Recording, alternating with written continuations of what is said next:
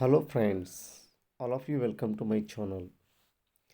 In this class, we are going to practice spoken English sentences so that ನಾವೆಲ್ಲರೂ ಕೂಡ ಇಲ್ಲಿ ಕೊಟ್ಟಿರ್ತಕ್ಕಂಥ ಎಲ್ಲ ಸೆಂಟೆನ್ಸಸ್ಸನ್ನು ಇಂಗ್ಲೀಷಲ್ಲಿ ಹೇಗೆ ಹೇಳಬೇಕು ಅಂತಕ್ಕಂಥದ್ದನ್ನು ಈ ಕ್ಲಾಸಲ್ಲಿ ಕಲಿತಾ ಹೋಗೋಣ.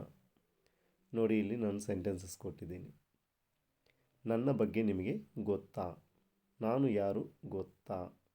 ನೀನು ಹಾಗೆಲ್ಲ ಮಾಡಬೇಡ. ನೀನು ಹಾಗೆ ಮಾತನಾಡಬೇಡ.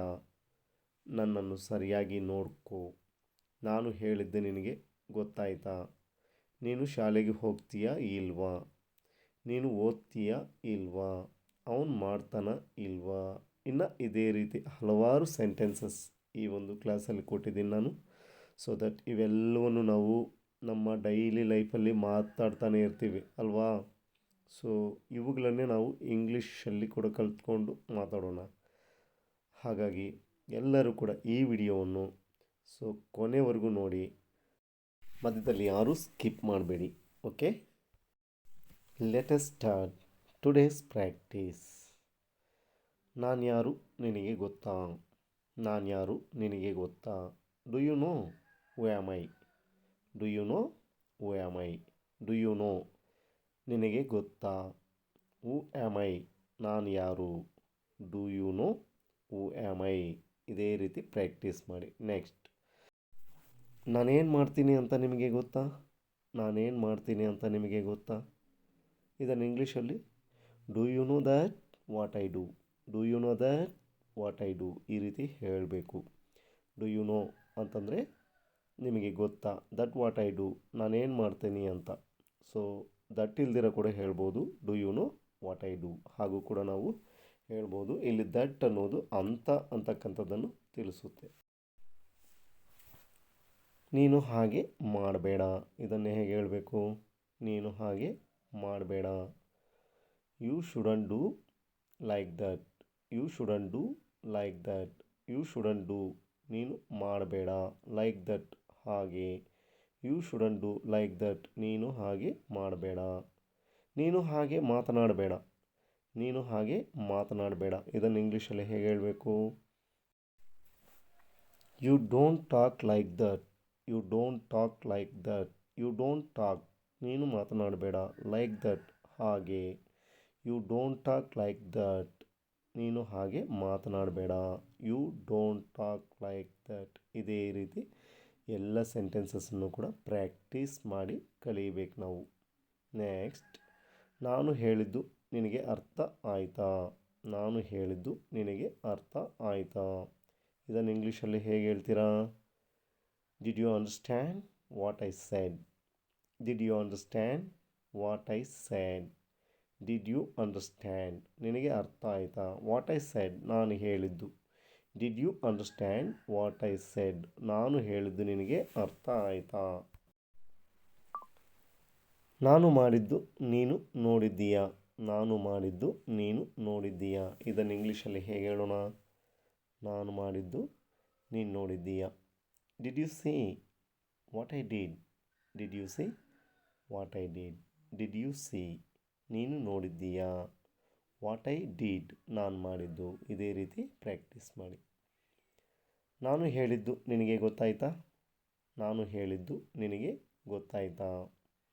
ಇದನ್ನು ಹೇಗೆ ಹೇಳೋಣ? Do you know what I said? Do you know what I said? Do you know ನಿಮಗೆ ಗೊತ್ತಾಯ್ತಾ ಅಥವಾ ನಿನಗೆ ಗೊತ್ತಾಯ್ತಾ? ವಾಟ್ ಐ ಸೆಡ್ ನಾನು ಹೇಳಿದ್ದು. Do you know what I said ನಾನು ಹೇಳಿದ್ದು ನಿಮಗೆ ಗೊತ್ತಾಯ್ತಾ? ನೀನೇನು ಮಾಡ್ತಾ ಇದ್ದೀಯಾ ನಿನಗೆ ಗೊತ್ತಾ? ನೀನೇನು ಮಾಡ್ತಾ ಇದ್ದೀಯಾ ನಿನಗೆ ಗೊತ್ತಾ? ಇದನ್ನು ಇಂಗ್ಲೀಷಲ್ಲಿ ಹೆಂಗೆ ಹೇಳೋಣ? Do you know what are you doing ಅಥವಾ do you know that what are you doing ಹೀಗೂ ಕೂಡ ಹೇಳ್ಬೋದು. ಡು ಯು ನೋ ನಿಮಗೆ ಗೊತ್ತಾ? That what are you do ಏನು ಮಾಡ್ತಾ ಇದೀಯಾ ಅಂತ. Do you know what are you doing ಹೀಗೇ ಪ್ರಾಕ್ಟೀಸ್ ಮಾಡಿ. ಚೆನ್ನಾಗಿ ಪ್ರಾಕ್ಟೀಸ್ ಮಾಡಿ ಚೆನ್ನಾಗಿ ಕಲಿಯೋಣ. ಹಾಗೆ ಮಾಡಬಾರ್ದು ಅಂತ ನಿಮಗೆ ಗೊತ್ತಿಲ್ವಾ? ಹಾಗೆ ಮಾಡಬಾರ್ದು ಅಂತ ನಿಮಗೆ ಗೊತ್ತಿಲ್ವಾ? ಡೋಂಟ್ ಯು ನೋ ನಿಮಗೆ ಗೊತ್ತಿಲ್ವಾ? ಯು ಶುಡಂಟ್ ಡೂ ದ್ಯಾಟ್ ಹಾಗೆ ಮಾಡಬಾರ್ದು ಅಂತ. You shouldn't do that. Don't you know, you shouldn't do that. ಇದೇ ರೀತಿ ಪ್ರಾಕ್ಟೀಸ್ ಮಾಡಿ. ಅಲ್ಲಿಗೆ ಹೋಗಬಾರ್ದು ಅಂತ ನಿಮಗೆ ಗೊತ್ತಿಲ್ವಾ? ಅಲ್ಲಿಗೆ ಹೋಗಬಾರ್ದು ಅಂತ ನಿನಗೆ ಗೊತ್ತಿಲ್ವಾ? Don't you know you shouldn't go there. Don't you know you shouldn't go there. Don't you know you shouldn't go there. ಇದೇ ರೀತಿ ಪ್ರಾಕ್ಟೀಸ್ ಮಾಡಬೇಕು. ಪ್ರಾಕ್ಟೀಸ್ ಮಾಡಿದರೆ ಮಾತ್ರ ನಾವು ಕಲಿಯೋಕ್ಕಾಗುತ್ತೆ. ಇಲ್ಲ ಅಂತಂದರೆ ನಾವು ಯಾವುದನ್ನು ಕೂಡ ಕಲ್ತ್ಕೊಳ್ಳೋದಕ್ಕಾಗೋದಿಲ್ಲ. ಹಾಗಾಗಿ ಇದನ್ನು ಅಗೇನ್ ಆ್ಯಂಡ್ ಅಗೇನ್ ಪ್ರಾಕ್ಟೀಸ್ ಮಾಡಿದರೆ ಮಾತ್ರ ಕಲಿತೀವಿ. ಇಲ್ಲ ಅಂದರೆ ಇಲ್ಲ ಅಷ್ಟೇ. ನೀನು ಶಾಲೆಗೆ ಹೋಗ್ತೀಯಾ ಇಲ್ವಾ ಹೇಳು? ನೋಡಿ, ಇಲ್ಲಿ 2 ಆಪ್ಷನ್ ಇದೆ, ಹೋಗ್ತೀಯಾ ಇಲ್ವಾ. ಸೊ ಅದನ್ನು ಹೀಗೆ ಹೇಳೋಣ. Whether you go or not to school. Whether you go or not to school. ಇದೇ ರೀತಿ ಪ್ರಾಕ್ಟೀಸ್ ಮಾಡಿ. ನೀನು ಸರಿಯಾಗಿ ಕೇಳಿಸ್ಕೊಳ್ತಾ ಇದೆಯಾ ಇಲ್ವಾ? ನೀನು ಸರಿಯಾಗಿ ಕೇಳಿಸ್ಕೊಳ್ತಾ ಇದೆಯಾ ಇಲ್ವಾ? So whether you are listening properly or not. Whether you are listening properly or not. ಇದೇ ರೀತಿ ಪ್ರಾಕ್ಟೀಸ್ ಮಾಡಿ. Whether you are listening properly or not. Listening ಅಂದರೆ ಕೇಳಿಸ್ಕೊಳ್ಳೋದು, ಕೇಳಿಸ್ಕೊಳ್ತಾ ಇಲ್ಲ ಅಂತಂದರೆ ನಾಟ್. ಇಲ್ಲಿ 2 ಆಪ್ಷನ್ ಕೊಟ್ಟಾಗ ನಾವು ವೆದರ್ ಅಂತಕ್ಕಂಥದ್ದನ್ನು ಯೂಸ್ ಮಾಡಿ ಹೇಳಬೇಕಾಗುತ್ತೆ. Whether you are listening properly or not ಅಂದರೆ ನೀನು ಸರಿಯಾಗಿ ಕೇಳಿಸ್ಕೊತಾ ಇದೆಯಾ ಇಲ್ವಾ ಅಂತ. ನೀನು ಓದ್ತೀಯಾ ಇಲ್ವಾ. ಇಲ್ಲಿ ಕೂಡ 2 ಆಪ್ಷನ್ ಇದೆ, ನೀನು ಓದ್ತೀಯಾ ಅಥವಾ ಇಲ್ವಾ ಅಂತ. ಸೊ ಇದನ್ನು ಇಂಗ್ಲೀಷಲ್ಲಿ ನಾವು ವೆದರ್ ಯೂಸ್ ಮಾಡಿಕೊಂಡು ಹೇಳಬೇಕಾಗುತ್ತೆ. Whether you study or not. Whether you study or not ಅಂದರೆ 2 ಆಪ್ಷನ್ನಲ್ಲಿ ಯಾವುದಾದ್ರೂ ಒಂದು ಸೆಲೆಕ್ಟ್ ಮಾಡಬೇಕಂದ್ರೆ ನಾವು ವೆದರ್ ಹೇಳಿ ಮತ್ತು ಹೇಳಬೇಕು. ಸೊ ಅವನು ಮಾಡ್ತಾನ ಅಥವಾ ಇಲ್ವಾ. ಅವನು ಮಾಡ್ತಾನ ಅಥವಾ ಇಲ್ವಾ. Whether he does or not. Whether he does or not ಅಂದರೆ ಅವನು ಮಾಡ್ತಾನ ಅಥವಾ ಇಲ್ವಾ. Whether he does or not. ಇದೇ ರೀತಿ ನೀವು ಕೂಡ ಪ್ರಾಕ್ಟೀಸ್ ಮಾಡ್ತಾ ಹೋಗಿ. ಪ್ರಾಕ್ಟೀಸ್ ಮಾಡಲಿಲ್ಲ ಅಂತಂದರೆ ನಾವು ಯಾವುದನ್ನು ಕೂಡ ಕಲಿಯೋದಕ್ಕೆ ಆಗೋದಿಲ್ಲ ಫ್ರೆಂಡ್ಸ್. ಸೊ ದಟ್ ಪ್ರಾಕ್ಟೀಸ್ ಮಾಡೋದನ್ನು ಮರೆಯಬೇಡಿ. Hello friends, this is all about today's class. ಹೇಗಿತ್ತು ನನ್ನ ಕ್ಲಾಸ್?